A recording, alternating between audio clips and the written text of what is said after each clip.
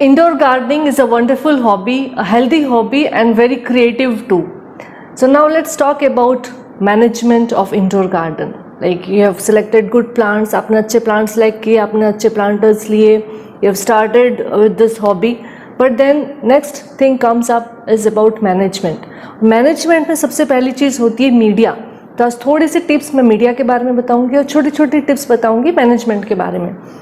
तो when it comes to media, if you are going for soil, ठीक है, soil के साथ आप जा रहे हो तो उसके साथ आपको थोड़ा ऑर्गेनिक मैटर ऐड करना है. You can either go for vermicompost, you can even go for farmyard manure. Vermicompost अच्छा रहता है क्योंकि इजीली आप उसको मंगवा सकते हैं, लेकिन ध्यान ये रखता है कि सॉइल और ऑर्गेनिक मैटर में ये वो रेशियो में ऑर्गेनिक मैटर बहुत ज़्यादा हाई नहीं होना चाहिए. ठीक है, वर्मी कंपोस्ट ले रहे हो तो आप 20%, 10 to 20% वर्मी कंपोस्ट ले सकते हो इन जनरल प्लांट्स के लिए. अगर सक्यूलेंट्स हैं तो आपको वर्मी कंपोस्ट का रेशियो कम रखना है, मतलब around 10% you can go for vermicompost. Second चीज़ जो मैंने आप लोग को पहले एक वीडियो में बताई थी अबाउट ड्रेनेज, कि जब आप इंडोर प्लांट सेलेक्ट कर रहे हो, जो भी प्लांट्स ले रहे हो उसमें ड्रेनेज कैसा है वो बहुत इंपॉर्टेंट है, राइट. तो वो ड्रेनेज अच्छा बनाने के लिए आप उसमें परलाइट या थर्मोकोल दैट इज स्टाइरोफॉर्म वो यूज़ कर सकते हो. सो दिस इज परलाइट, है ना, परलाइट इजीली अवेलेबल है. ठीक है, इसको अगर सक्यूलेंट्स, स्पेशली सक्यूलेंट्स हुए, कैक्टस हुए, उसके लिए जब आप यूज़ करेंगे तो ये ड्रेनेज अच्छा देगा, है ना. ये जो मीडिया है वो पानी को बहुत ज़्यादा पकड़ेगा नहीं, तो रूट ग्रोथ के लिए अच्छा है. दूसरा, आप सिंपल सैंड यूज़ कर सकते हो. ये मैं सिंपल एडवाइस करूंगी, जैसे कि ये सक्यूलेंट्स है हमारे सेंसिटिव एरिया, इसमें हमने ज़्यादा सैंड यूज़ की हुई है. आपको अगर सैंड क्या है, थोड़ा सा हैवी हो जाता है मैटर, तो अगर आपको थोड़ा लाइट वेट मीडिया रखना है तो आप परलाइट और कोकोपिट यूज़ कर सकते हैं. So this is cocopeat. Cocopeat ये आप देख सकते हैं. कोकोपिट में ध्यान ये रखना है कि वॉश अच्छे से होना चाहिए, मतलब अच्छे आरओ वाटर से आपको इसको वॉश करना है. इस ईसी हाई नहीं होना चाहिए, मतलब जहाँ से भी आप कोकोपिट परचेज कर रहे हैं आपको ये देखना है कि EC should be less than 1. दूसरा जो मीडिया मैंने आपको बताया वो है स्टाइरोफॉर्म, है ना. स्टाइरोफॉर्म कुछ नहीं, थर्मोकोल, जो घर में थर्मोकोल है उसको आप मिक्सर में ग्राइंड कर सकते हैं, यू कैन टेक दैट. ये इको फ्रेंडली नहीं है तो इसे मैं इतना एडवाइस नहीं करूँगी यूज़ करने के लिए, लेकिन सक्यूलेंट्स में आप इसको परलाइट और सैंड के साथ इसको मिक्स कर सकते हो. कोकोपिट के साथ थोड़ी सी क्वांटिटी में मिक्स करना है इसको, क्योंकि ये डिग्रेड नहीं होता है, इसलिए ये it is not so very advisable. लेकिन ये मीडिया को लाइट रखता है. तो अगर कुछ और आपके पास परलाइट या सैंड अवेलेबल नहीं है तो आप थर्मोकोल भी यूज़ कर सकते हैं, स्टाइरोफॉर्म के पीसेस. नेक्स्ट जो मीडिया है वो है वर्मिकुलाइट. वर्मिकुलाइट उन प्लांट स्पीसीज के लिए है जिनको बहुत पानी पसंद है, राइट. जैसे कि फर्न्स को क्या है कि दे आर वाटर लविंग, उनके मीडिया में भी हर वक्त पानी हो ऐसा उनको मीडिया चाहिए. So you can go for cocopeat. Simply cocopeat ले सकते हैं. अगर कोकोपिट के साथ आपके पास ऐसा कोकोपिट है जिसके साथ परलाइट भी मिक्सड है तो आप इसमें वर्मिकुलाइट ऐड कीजिए. ठीक है, इवन विद सॉइल, अगर आपकी सॉइल वेरी सैंडी है, सैंडी सॉइल है, सैंडी लूम है, तो वो क्या है, पानी को इतना पकड़ती नहीं है, तो उस सॉइल के साथ भी आप वर्मिकुलाइट मिक्स कर सकते हैं. कैन से दिस वर्मिकुलाइट, है ना, थोड़ा शाइनिंग रहता है, पानी को बहुत अच्छे से होल्ड कर सकता है. लेकिन ध्यान ये रखना है कि इसकी क्वांटिटी बहुत ज़्यादा नहीं होनी चाहिए, right. Next is charcoal. Can see this charcoal, yes, it is a burned charcoal. ये भी पानी को पकड़ता नहीं है. तो जो सक्यूलेंट्स हैं या फिर कैक्टस हैं, एडेनियम है, इस तरह की जो प्लांट्स, यूफोर्बिया मिलिया, यूफोर्बिया की जितनी भी स्पीसीज हैं, आपका जो अगर आपकी जो मीडिया है, like if you are using soil, है ना, सॉइल आप यूज़ कर रहे हो तो जो हैवी है, थोड़ी हैवी ब्लैक सॉइल है, ठीक है, तो उसके साथ आप थोड़ा चारकोल आप मिक्स कीजिए. इवन कोकोपिट के साथ अगर आप चारकोल मिक्स करेंगे, दोनों चीज़ लाइट वेट है. परलाइट अगर अवेलेबल नहीं है आपके पास तो मैं ऑप्शन बता रही हूँ कि आप कोकोपिट और चारकोल, सिर्फ ये दो चीज़ मिक्स करके you can grow your succulents. 50-50% आप इसमें 50% चारकोल एंड 50% कोकोपीट आप यूज़ कर सकते हैं। और you can go for 30% cocopeat, 20% perlite and 20 to 30% charcoal. इस तरह के मीडियाज आपको एक्सपेरिमेंट करने पड़ेंगे डिफरेंट रेशियोज लेके। अगर थोड़ा और कन्फ्यूजन है तो we can go in detail for this, but ये थोड़ा जनरल आइडिया मैं दे रही हूँ। दूसरा, ये बनाना की जो स्यूडोस्टेम है, बनाना स्यूडोस्टेम के जो फाइबर्स हैं उसके पीसेस हैं। सिमिलरली ये आप स्फैग्नम मॉस अवेलेबल है वो ले सकते हो। दूसरा है जूट, तीसरा है कोको कॉयर के जो फाइबर्स हैं उसके पीसेस, ये भी मिल जाते हैं। तो इसको आप किस में यूज़ कर सकते हैं? आप इसको जब हमें कुछ नए प्लांट्स प्रोड्यूस करने हो, मैं एक वीडियो बनाऊंगी प्रोपेगेशन पे, तो एयर लेयरिंग करनी है उसके लिए फिर आपको जो अपने प्लांट्स हैं उसको कहीं पे रैप करके आपको उसको ट्वाइन करना है। तो ये अगर इस तरह का मीडिया होगा तो प्लांट को पसंद आएगा, उसको रैप करके वो अच्छे से चल जाएंगे। फिर इस तरह के मीडिया जैसे कि फर्न्स हैं, फिर आपके ये ऑर्किड हैं, उनको भी ऐसे कॉयर वाली चीज़ें ज़्यादा पसंद है, पानी पसंद है, तो उस पर आप इस तरह का मीडिया आप यूज़ कर सकते हो। ध्यान रखिए ये रखना है कि अगर ऑर्किड है, मतलब डेंड्रोबियम है या फेलोनोप्सिस है, तो इसके बड़े पीसेस होंगे, ठीक है। लेकिन अगर आपको ट्वाइन करना है, जैसे कि फिलोडेंड्रॉन है, मनी प्लांट है, इनको आपको ट्वाइन करना है, तो इसको आप इस तरह के मीडिया को आप या स्फैग्नम मॉस लिया, उसको वेट करके आपको बांध देना है किसी भी ऑन एनी रॉड या फिर बैम्बू की ट्विग पे आप इसको रैप कर सकते हैं, और वो चीज़ मॉइस्ट रहेगी उस पर आप रैप कर सकते हैं। So this also serves as a very good media for supporting the plants. Different medias आपको मैंने दिखाए। साथ में जो मैंने ऑर्गेनिक मैटर की बात कर रही थी, वर्मी कंपोस्ट, ये आप देख सकते हैं वर्मी कंपोस्ट। वर्मी कंपोस्ट बहुत अच्छा ऑर्गेनिक मैटर है, ऐसा फार्म यार्ड मैन्योर भी ले सकते हैं, पर ये आपको इजीली मिल जाएगा किसी भी नर्सरी से या किसी भी गार्डन सेंटर से। तो ये वर्मी कंपोस्ट हर एक तरह के प्लांट्स में आप यूज़ कीजिए, और इसको शुरुआत में यूज़ करना है, बाद में भी आफ्टर एवरी 3 months प्लांट में थोड़ा सा मीडिया साइड से रिमूव करके आप ये वर्मी कंपोस्ट थोड़ा थोड़ा आपको ऐड करना है। तो this will act as a slow release organic matter, आपके प्लांट के न्यूट्रिशन के लिए ये चीज़ अच्छी है। This will keep on providing slow nutrition to your plants, है ना। तो ये आपको ज़रूर यूज़ करना है। तो ये मैंने जनरल टिप्स दी आपको मीडिया के बारे में, कैसे किस तरह से मीडिया सेलेक्ट करें और किस तरह से अमेंडमेंट्स करते जाएं। अब जब मीडिया सेलेक्ट कर लेते हैं, तो जैसे मैंने आपको पहले एक वीडियो में बताया था कि watering is also very important. तो जिस तरह का मीडिया है उस तरह से आप पानी आपको वाटरिंग करना है। लेकिन अगर आपके मीडिया में कोकोपीट बेस्ड मीडिया है, ऑर्गेनिक मैटर बेस्ड मीडिया है, तो वाटरिंग की फ्रिक्वेंसी कम रहेगी, राइट। लेकिन ये ध्यान रखना है कि पूरा मीडिया एकदम से पूरा ड्राई नहीं हो जाए, ठीक है, क्योंकि कोकोपीट वाले बेस्ड मीडिया में क्या होता है, जब वो पूरा ड्राई हो जाता है, जब आप उसमें वाटरिंग करेंगे तो वाटर पूरे में सोक नहीं होता है, इट ड्रेन्स आउट, पूरा पानी ड्रेन हो जाता है, तो भी कोई प्रॉब्लम नहीं है। ध्यान ये रखना है कि फ्रीक्वेंसी उस वक्त, जिस वक्त आप पानी दे रहे हैं, तो 2 से 3 बार धीरे धीरे से पानी दीजिए, जिससे कि पूरा मीडिया अच्छे से सोक हो जाए, ठीक है। और पानी इतना ज़्यादा भी नहीं देना है कि मीडिया आपका अभी भी वेट है और आप पानी दिए जा रहे हो, मतलब डेली पानी दिए जा रहे हो। इंडोर गार्डन में कभी भी रोज़ एवरीडे पानी नहीं देना है, except a few plants, right, like ferns हैं, ऑर्किड्स हैं, इनको थोड़ा फ्रीक्वेंसी ज़्यादा चाहिए, बाकी किसी भी प्लांट को ज़्यादा पानी नहीं चाहिए, इनको ज़्यादा पानी नहीं देना है। रीज़न बीइंग, इंडोर कंडीशन होने की वजह से इवेपोरेशन नहीं होता है, इवेपोरेशन जो होता है पानी का बहुत कम होता है, तो इसलिए आपको फ्रीक्वेंसी वाटरिंग की कम रखनी है। और अगर सक्यूलेंट्स और कैक्टस हैं तो बहुत ही कम पानी चाहिए, ठीक है।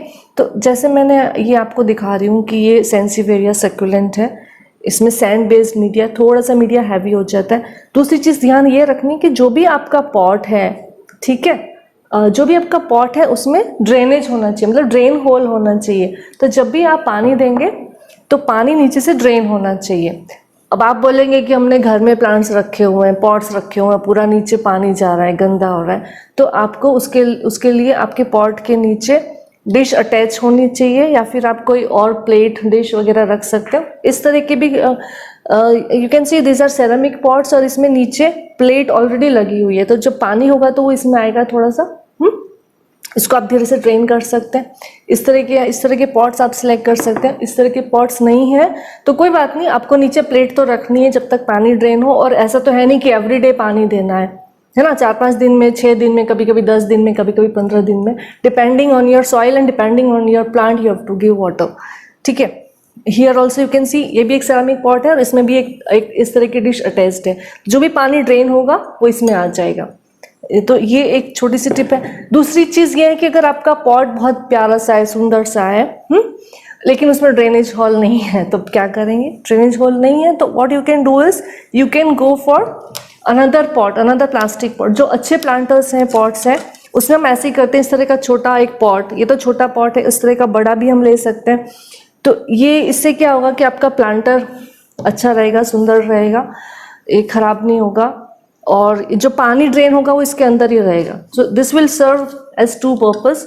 जो ड्रेन वाटर है वो इसमें नीचे चला जाएगा, और ये नीचे जो आपका फ्लोर है वो भी ठीक रहेगा। सेकेंड थिंग इज कि जो भी लीव्स ड्राई हो रहे हैं, you can see this leaves are drying off, है ना, कुछ कोई लीव जनरली ड्राई हो जाता है, that you have to keep removing regularly.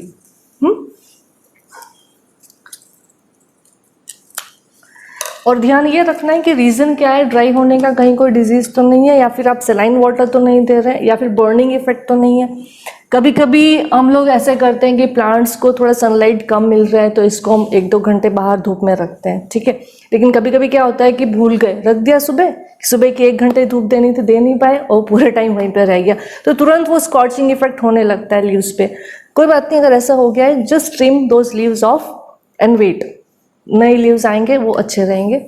तो these are the simple ways. तो मैंने आपको टिप्स दी थी कि ड्रेनेज अच्छा होना चाहिए और ड्रेन कलेक्ट कैसे हो। अगर आपके पास अच्छा प्लांटर है, लाइक यहाँ पे आप देख सकते हैं हमने प्लांटर यूज़ किया है, इसको हमने डायरेक्ट प्लांट नहीं किया है, we have used another pot, है ना, प्लास्टिक का पॉट आप यहाँ पे देख सकते हैं, उसमें हमने प्लांट लगाया हुआ है। तो जब पानी देंगे तो वो ड्रेन होके नीचे रहेगा, और इसको कवर हमने लीव्स से कर दिया है, तो ये ज़्यादा आइडिया नहीं आता। यहाँ से थोड़ा सा मैंने क्लीन करके आपको दिखाया, तो प्लांट भी सुंदर लगता है, प्लांटर भी अच्छा रहता है। तो इस तरह से आपका जो फ्लोर है वो भी ख़राब नहीं होगा। तो this will act as a planter, और you can say a cover pot and looks beautiful. और लेकिन ये जो मैं बता रही हूँ कि ड्रेनेज बहुत ज़रूरी है, ड्रेनेज होल होना चाहिए, अगर नहीं है तो आपको ऐसे करना है। इस तरह से प्लांट भी अच्छा रहेगा, प्लांटर भी अच्छा रहेगा, और फ्लोर भी क्लीन रहेगा। दूसरी चीज़ जो मैनेजमेंट में ध्यान रखनी है, पानी के बाद ड्राई लीव्स आपने रिमूव कर दिए, या कुछ डिजीज पार्ट है या कोई पेस्ट इन्फेस्टेशन है वो क्लीन करना है।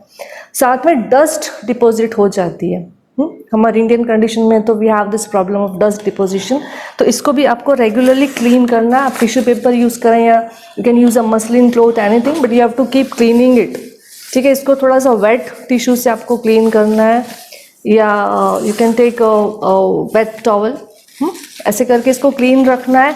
तो क्या है, ये जितना क्लीन रहेगा, फोटोसिंथेसिस अच्छी रहेगी, तो इसका जो फोटोसिंथेटिक कैपेसिटी है that will work very well. तो आपकी जो लीव्स हैं ऐसे शाइनिंग रहने चाहिए, स्पेशली जैसे कि जीजी प्लांट है, ये आप देख सकते हो, दिस फिलोडेंड्रॉन, फिलोडेंड्रॉन लीव्स एकदम शाइनिंग दिखनी चाहिए इस पे। You can see this money plant, पूरे shining of the leaves will be there if you keep them clean. Photosynthesis अच्छा होगा तो आपकी जो कार्बन डाइऑक्साइड एब्जॉर्प्शन है प्लांट वो अच्छे से करेगा, ऑक्सीजन अच्छे से देगा, तो you will have more oxygen rich air, more better air quality you will have in your indoor condition if you take care of these little things for your indoor gardening. When it comes to watering your plants, there are certain rules that one should follow. Like if you have plants which are having very finer textured leaves, then the frequency of watering should be more often. But if the leaves are thicker, then you should water them less frequently. Like for example, here you will see this peperomia. Peperomia obtusite has got thicker leaves, very thick leaves. So here frequency of watering will be very less, maybe once in 10 days or once in a week or once in 15 days. Again, it will depend on the weather condition. While here, these are ferns, very fine texture, very fine leaves. So here you'll need to water them every day. Even if the media is wet, is moist, even then you have to water them every day. Okay, here you will see the ZZ plant, thicker leaves, so very less watering. This Aglaonema, Chinese evergreen plant, medium textured leaf. So here you will need to water them in medium frequency. Here you will see this baby's tear leaves. Huh? Leaves they look fine, but they are not that fine. Like they have got medium texture. So here frequency would be a little medium.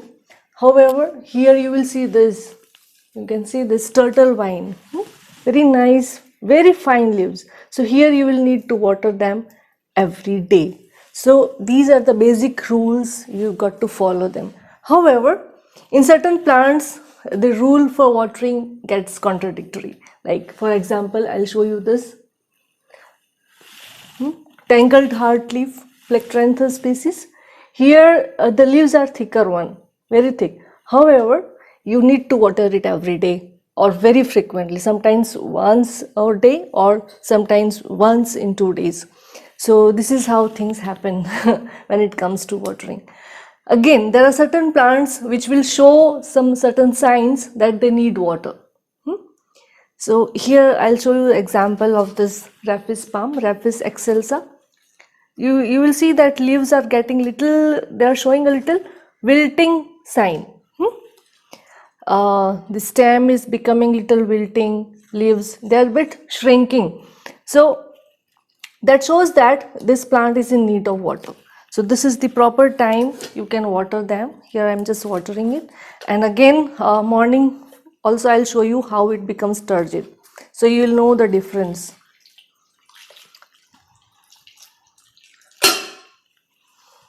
So this is how things go when it comes to watering.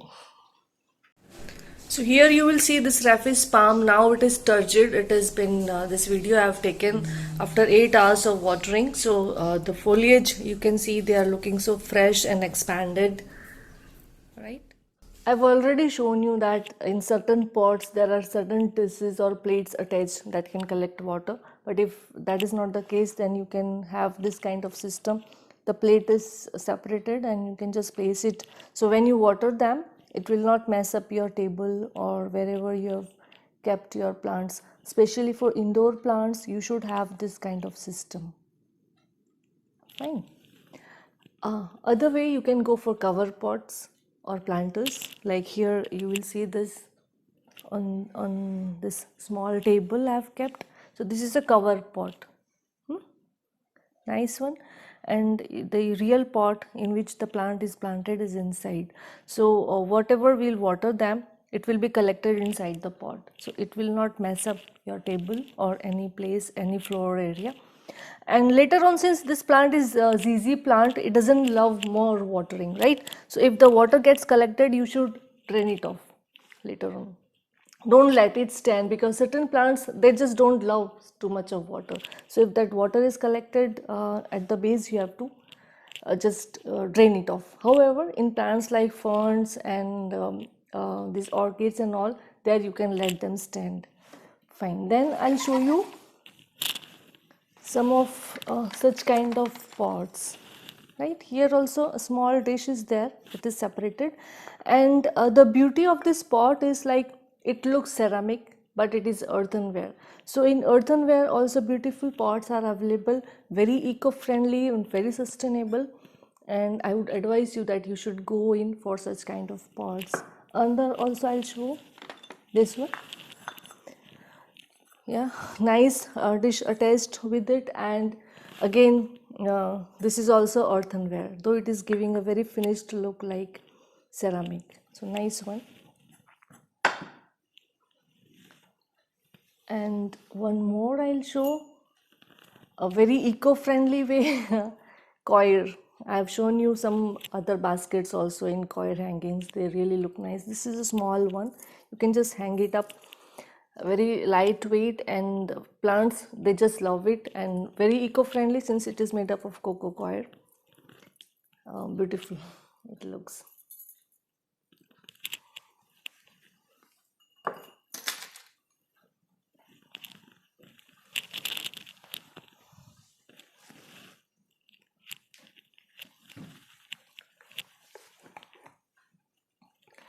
So here also there is another example of a cover pot. This plant is different and this is a cover pot. So these are different kind of planters you can have this way, where you can place your plant with pot inside a planter. So this acts like a cover pot, looks nice, and it will again not mess up with your floor area. This is must for indoor gardening, indoor pots or indoor plants. Another important aspect when it comes to pot plant management is raking, that is giving aeration to your soil, aeration to the media of your plants. Now this you should do once a month or once in 2 months, because what happens when you are just giving your plants water every day or in whatever frequency you are watering them, and then later on the soil tends to get harder and it gets a bit rocky, and it blocks the water or the nutrients you are giving. So, and roots, they just love a little air as well. So to make it more fluffy and to improve the drainage and to get more aeration to your roots, you should rake the media. So for this you can just use such kind of small tool and just rake it nicely, so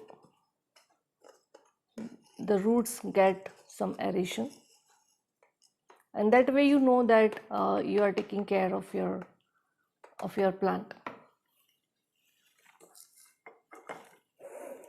Sometimes when you're watering, if the water is a bit saline, then this white deposition of saline deposition also comes up, so that also you need to break it.